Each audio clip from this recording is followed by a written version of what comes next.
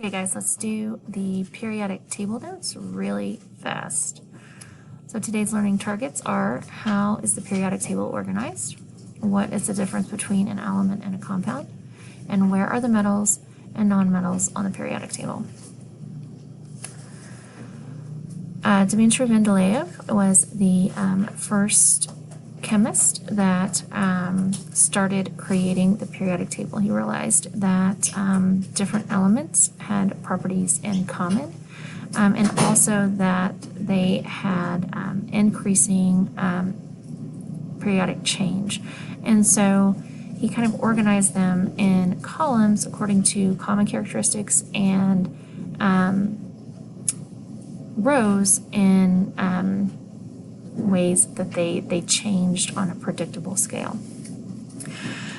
He started out with a lot less elements than what we have today. This is today's current periodic table with a total of 118 elements.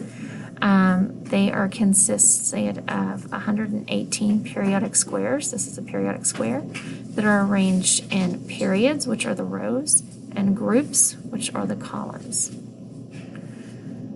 So here again is an image of the groups going up and down and the periods in rows as a sixth grader. The main thing that you need to know about this is that the groups have many similarities. So, for example, this first group, group 1, is the alkali metals. They are very reactive metals. They're all metals, of course, and they're soft metals, so you can cut them with a knife.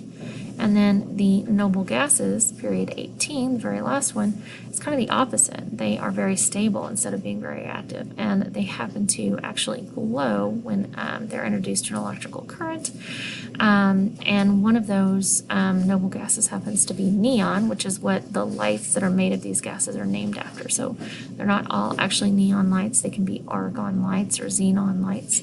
But they all are glowing, are gases that glow with the introduction of electricity. All right, so earlier we talked about this idea of the periodic square. Okay, the periodic square represents one particular type of atom. So there's 118 different types of atoms that we know of. The name is listed usually underneath the symbol of the square. The symbol is a 1 or 2 letter symbol representing that name. The atomic number is up top and the atomic mass is down bottom. Symbols either are representing the name of the element or the Greek or Latin root of the name of the element. The first letter is always capitalized, and if there is a second letter, there's not always a second letter, then it's going to be lowercase, and that way you can tell how many elements we're talking about at once. So if I was talking about oxygen and neon, I would know that that was only 2 elements because I would have an O, capital O, and a capital N, and then that E would be a lowercase e, so that pairs with a capital N. The atomic number is the number of protons in the nucleus of an atom. So protons are positively charged parts of an atom. So here you can see protons in the center and the nucleus area. The atomic mass is, for you guys, it's just going to be the total number of protons plus neutrons. So usually there's maybe 1 more or 1 less or the same number of neutrons as protons. So you have here 15.9994 is about 16, so you'll see that there are 8 neutrons in addition to the 8 protons in the nucleus. Electrons are really small and they don't really have much mass, and so they don't account for much mass in the atom. All right, so what we've been talking about up to this point have been elements. So elements are all the different types of atoms. They're one type of atom. They're all represented by periodic squares on the periodic table. So an element is just one type of atom. It can be one kind of atom all on its own, or it can be bonded with another of the same kind of atom. So this is 2 oxygen atoms bonded together. So when you have 2, it's called a molecule. And then when they're on their own, they're just called atoms. but these are elements, examples of elements. A compound is when you have more than one kind of an atom. So here you have this red oxygen atom bonded with 2 hydrogen atoms. They're represented by blue in this particular picture. So that's what H2O stands for in the compound hydrogen, or water. So again, compound has 2 different kinds of atoms. It can be 2, 3, 4, 5, 6, 25 different atoms bonded together, as long as there's at least 2 different kinds.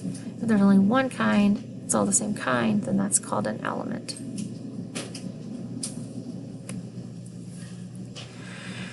So again, here's just a quick little picture. An element and compounds are both classified as pure substances. That means that they're chemically the same throughout. So hydrogen, it's all H2, oxygen, all O2. These are all just the same kinds of atoms bonded together. Compounds are also considered pure substances because they're going to be chemically uniform. So water is always a bunch of different molecules of H2O, but you're always going to see H2O. It's always consistently.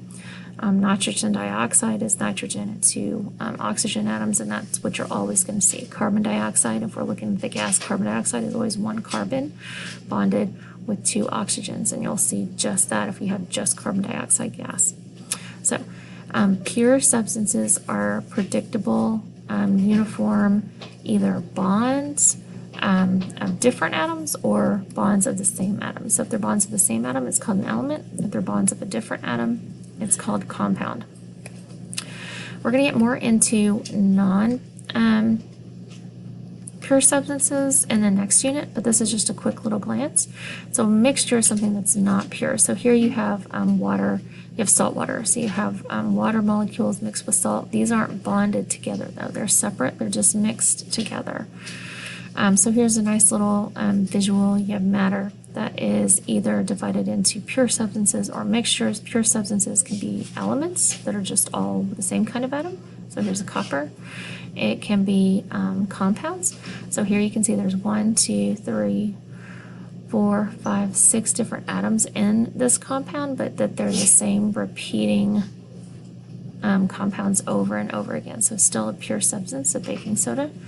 Tea, however, you see there's some water molecules and then some other molecules mixed in with that aren't bonded to the water. So that's a mixture. And then here, figs, you have an even easier to tell apart mixture. So you have the, some water up here and some other molecules down here that aren't even mixed evenly together. So we'll look a little bit more at that later. And then the final thing for today is that the periodic table is also divided into different groups. And the biggest 3 groups or families are called the metals, nonmetals, and metalloids. Good morning, so that's it.